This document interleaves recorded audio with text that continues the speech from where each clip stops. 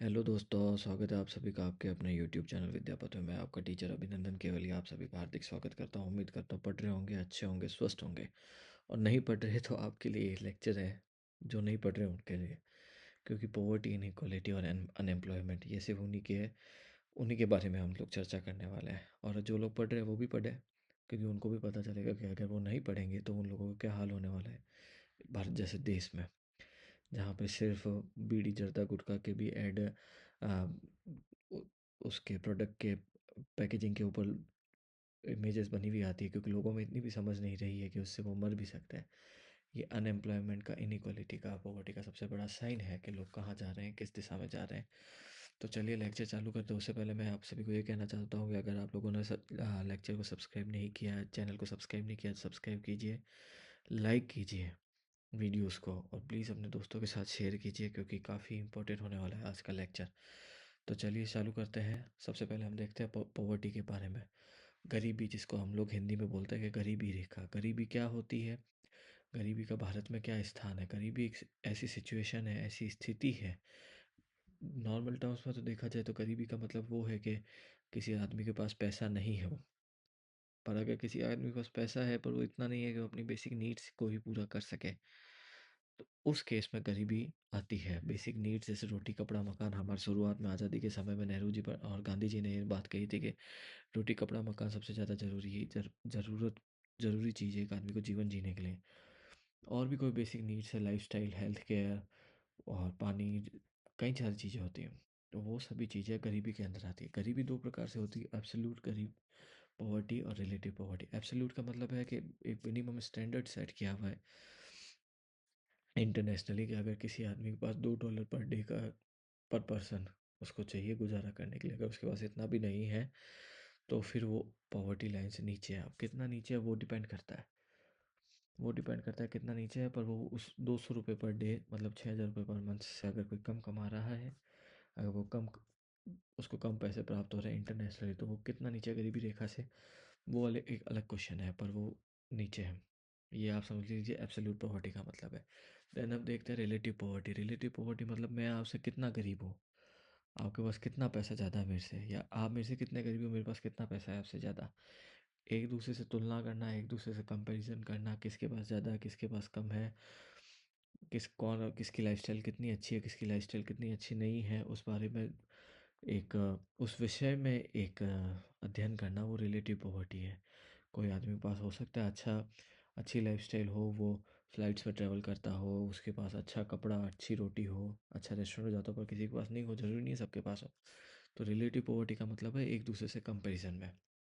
Then अब देखते हैं कि कारण क्या है पॉवर्टी के पीछे। भारत इतना गरीब क्यों है, भारत के लोग गरीब क्यों हैं, इसके पीछे क्या कारण है?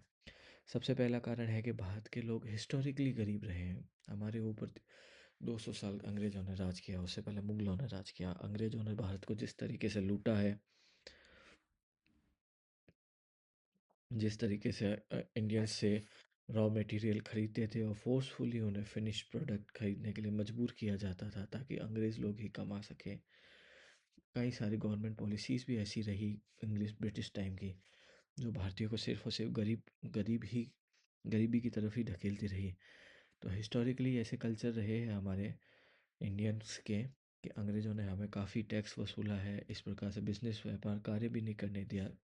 लगातार 200 सालों तक, 200 सालों का मतलब होता है 4 पीढ़ियों तक हमने काम ही नहीं किया, हमसे सिर्फ टैक्स वसूलते गए। उससे पहले India 50% of the world GDP own करता था, पर अभी ऐसा नहीं है। उसका हिस्टोरिकल कारण ये हुआ कि ब्रिटिश इंडिया को पूरा लूट के गए। देन हम देखेंगे पॉपुलेशन ग्रोथ। भारत की पॉपुलेशन में इतना बूम आया 1980s और 1990s के बीच में कि इतना काम ही नहीं है। लोगों कहाँ से लाए इतना पैसा, प्रति व्यक्ति आय भी कम हो गई है इससे। पॉपुलेशन बहुत ज़्यादा होगी, उस लोग पढ़े लिखे समझदार है नहीं, उन्होंने सिर्फ बच्चे पैदा करने पे ध्यान दिया है, तो उस वजह से पॉपुलेशन ग्रोथ होने की वजह से गरीबी बढ़ गई, क्योंकि जो पैसा है वो बढ़ गया, प्रॉपर्टीज़ बढ़ गई लोगों में, तो गरीबी आ गई। नेक्स्ट हम देखते हैं लो एग्रीकल्चरल प्रोडक्ट्स। एग्रीकल्चर का भी कोई आउटपुट नहीं है। अगर कोई किसान खेती करना चालू भी करे तो अकाल कभी आ जाए। अकाल आ गया, उसने ब्याज में पैसे लिए हुए, तो पूरी तरीके से डूब गया वो आदमी, क्योंकि अब उसको ब्याज भी भरना है, खेती से भी पैसा नहीं आया, कहाँ से भरेगा, ब्याज के ऊपर ब्याज और लगेगा। अगर खेती हो भी गई, अकाल नहीं भी आया, तो उसकी क्वालिटी वैसी नहीं है कि वो किसान उसको अच्छी कीमतों पे बेच के अपना पैसा कमा सके जीवन को चलाने के लिए। एग्रीकल्चर भारत का पूरी तरीके से पिछड़ा हुआ है। इंफ्रास्ट्रक्चर मतलब कि ऐसी सुविधाएं नहीं दी लोगों ने, गवर्नमेंट ने लोगों को, कि लोग अच्छे से कमा सके। पोवर्टी पुअर ही बना के रखा है। सुविधाओं का केंद्रीकरण हो गया अर्बन शहर में। गाँवों तक सुविधा पहुंची ही नहीं, तो गाँव में लोग गरीब ही रह गए। देन हम देखते हैं कल्चरल चीज़ भी है कि एक हर एक आदमी करप्ट है आज की तारीख में। चाहे वो कॉलेज का प्रिंसिपल हो, चाहे वो कॉलेज का बाबू हो, चाहे वो कोर्ट में हो, चाहे वो ना पुलिस वाला हो, चाहे वो डॉक्टर हो, कोई भी हो। कल्चरल चीज़ हो चुकी है इंडिया में कि अब करप्शन बहुत ज़्यादा है कल्चरली। तो पोवर्टी का ही वो साइन है कि आप किसी को ग्रोथ ही नहीं करने देंगे। आपको फेविटिज्म हो कि मैं मेरे बच्चों को स्कूल से लेके आएगा और छोड़ने जाएगा, सिर्फ उसी के प्रति ही मैं रिस्पॉन्सिबल हूँ। तो ये करप्ट ही चीज़ है। करप्शन ऐसे कई करप्शन वाले कारण है, कई सारे एग्जांपल है। इस वजह से भारत गरीब रहा है। ध्यान हम देखते हैं inequality, relative poverty, inequality, income inequality. World के टोटल 1% पॉपुलेशन के पास वर्ल्ड की 43% वेल्थ है, और जो बॉटम 50% है उनके पास 3% है। तो आप समझ लीजिए कितना डिफरेंस है। कंपटीशन एक लेवल तक ही हेल्दी है, बट चाहे वो फाइनेंशियल कंपटीशन हो। अब 1% of the world population, India की पॉपुलेशन है 122 करोड़, वर्ल्ड की 200 या 250 करोड़ होगी। 2.5 करोड़ लोगों के पास ही 43% ऑफ द वेल्थ है, बाकी सभी के सभी गरीब है। वही लोग मज़े ले रहे हैं, वो किसी को नहीं देते। ये आप समझिए। तो ये इतनी इनइक्वालिटी डेवलप हो चुकी है। इंडिया में भी टॉप 1%, इंडिया में थोड़ा कम है ये परसेंटेज, 40% कंट्रोल करते हैं, पर ओवरऑल वर्ल्ड का ये कल्चर रहा है कि 1% लोग 40 या 40 के लमसम जो वेल्थ है वो कंट्रोल करते हैं। रेस्ट ऑफ द पीपल्स के पास कुछ भी वेल्थ नहीं है, कोई भी जीवन जीने का जरिया नहीं है।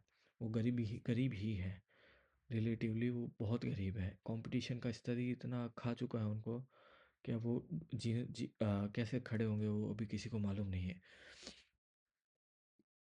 जिनी कोफिशिएंट और लॉरेंस कर्व, क्या होता है लॉरेंस कर्व और जिनी कोफिशिएंट? लॉरेंस कर्व एक ग्राफिकल डिस्ट्रीब्यूशन है कि कितने प्रतिशत पर जनसंख्या के पास कितना प्रतिशत वेल्थ है। अगर जनसंख्या के पास ज़्यादा है तो कर्व ग्राफिकली शो करता है। गिनी कोफिशिएंट उसी लॉरेंस कर्व्स में ही उ- उसी में से निकालते हैं हम गिनी कोफिशिएंट। मतलब अगर गिनी कोफिशिएंट 1 और 0 के बीच में होता है, 0 का मतलब है परफेक्ट इक्वलिटी, सबके पास बराबर पैसा, सबके पास बराबर काम, कोई भी आदमी इनइक्वल नहीं है। और 1 का मतलब है परफेक्ट इनइक्वालिटी, पूरे का पूरा डिक्टेटरशिप, एक ही आदमी पूरी की पूरी वेल्थ कंट्रोल करता है, वही पूरा राजा है। ठीक है।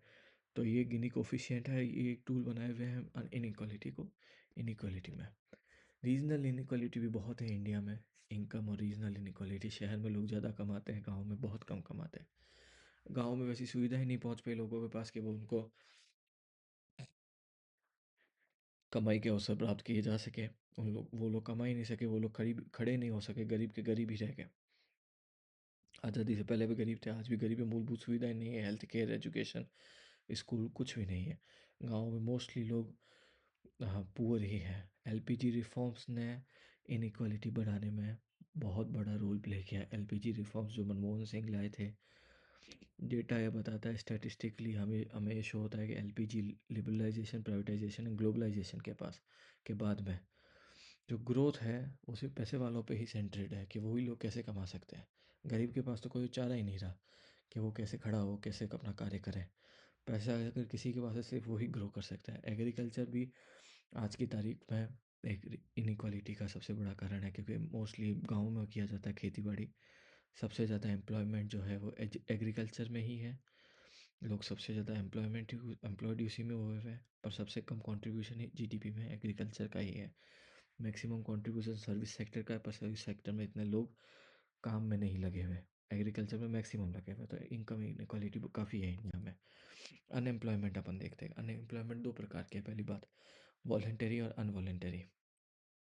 जैसे आप लोग अपनी इच्छा से नहीं पढ़ पा रहे, कुछ लोग होते हैं अपनी इच्छा से नहीं पढ़ते, उनकी अपन जिक्र ही नहीं कर रहे, उनकी इच्छा ही नहीं है पढ़ने की। पर कुछ लोग इनवॉलेंटरी अनएम्प्लॉयड है। मतलब वॉलेंटरी कुछ लोग काम ही नहीं करना चाहते, तो उनके उनके लिए सरकार कुछ भी नहीं कर सकती चाह के भी। इनवॉलेंटरी का मतलब कोई लोग पढ़ भी रहे हैं पर उनको समझ नहीं आ रहा, कोई लोग काम करना चाहते हैं पर उनको काम नहीं मिल रहा। अनएम्प्लॉयमेंट एक ऐसी सिचुएशन है जहाँ एक आदमी काम करना तो चाहता है मार्केट रेट पर उसके लिए काम ही नहीं है। वो पूरा उत्सुक है, उसने पूरा जोश लगा दिया है कि काम ढूंढ के रहूँगा, काम करूँगा ही करूँगा, पर उसके लिए कोई काम ही नहीं है मार्केट में। तो वो अनएम्प्लॉयड है पूरा। इसी इसी उसी शख्स को ही हम अनएम्प्लॉयड बोलेंगे कि उसके पास काम ही नहीं है। अगर आपके घर वाले आपको रोक रहे हैं काम करने से, अगर किसी कोई लड़की है उसके घर वाले रोकते हैं कि वो बाहर नहीं जाएगी काम करने के लिए, तो वो वॉलेंटरी अनएम्प्लॉयमेंट है, वो इनवॉलेंटरी नहीं है। उसके लिए सरकार कुछ भी नहीं कर सकती, वो अपने आप से ही गिव अप कर रही है। ओके, क्या क्या कारण है अनएम्प्लॉयमेंट के? तो ये डिफेक्टिव एजुकेशन सिस्टम है, पढ़ाई कहाँ जा रही है, रियल वर्ल्ड में क्या चल रहा है, आपस में कोई लेना देना ही नहीं है दोनों का। वो अलग ही सिद्धांतवाद पे चल रहा है एजुकेशन सिस्टम, यहाँ पे रियल वर्ल्ड का काम कुछ और ही है, कुछ और तरीके से ही कार्य करने की पद्धति रही है। दोनों के बीच में कुछ नहीं है, तो कैसे मिलेगा काम? दूसरा हम देखते हैं कि स्लो इकोनॉमिक ग्रोथ रहती है हर एक इंडिया में। इकोनॉमिक ग्रोथ उतनी नहीं है, लोग उतना पैसा के पीछे नहीं है, पॉपुलेशन भी बहुत ज़्यादा उसका कारण। कुछ लोग ही कमा पा रहे हैं, बाकी ज़्यादातर लोग नहीं कमा पाते। इंफ्रास्ट्रक्चर भी वैसा नहीं है, इंफ्रास्ट्रक्चर जैसे रोड अच्छी नहीं है, जैसे पानी की सुविधाएं अच्छी नहीं है, तो रात में बिजली नहीं है। कितने कितने घंटे में बड़े बड़े शहरों में सरकारें बिजली का कनेक्शन काटती है। तो वो इंफ्रास्ट्रक्चर ही नहीं है कि आदमी इंडस्ट्री लगाए, आदमी कोई बिजनेस करे, आदमी की कुछ ग्रोथ हो, आदमी कुछ जॉब करे। वो वैसा इंफ्रास्ट्रक्चर ही नहीं किया हो गवर्नमेंट ने। पॉपुलेशन ग्रोथ भी बहुत है, लोग बहुत ज़्यादा से एकदम से बस्ट हो चुके हैं इंडिया में, तो इतना जॉब ही नहीं है। एंड देन लास्ट में देखते हैं कि एंटरप्रेन्योरशिप कल्चर नहीं, सभी लोग जॉब ही करना चाहते, कोई रिस्क उठाना ही नहीं चाहता। यह भी गलत है, क्योंकि आप ऐसा बनो कि आप दूसरों को नौकरियाँ दो, ऐसा मत बनो कि आपको ही नौकरी चाहिए। तो उस केस में ज़्यादा से ज़्यादा एम्प्लॉयमेंट बढ़ेगा। धन्यवाद। अगर आप सभी को ये लेक्चर आपको ये लेक्चर उपयोगी लगा हो तो आप अपने दोस्तों के साथ, सभी रिश्तेदारों, सभी दोस्तों और सभी शुभचिंतकों के साथ शेयर कीजिए, लाइक कीजिए, सब्सक्राइब कीजिए। मिलते हैं अगले वीडियो में। धन्यवाद।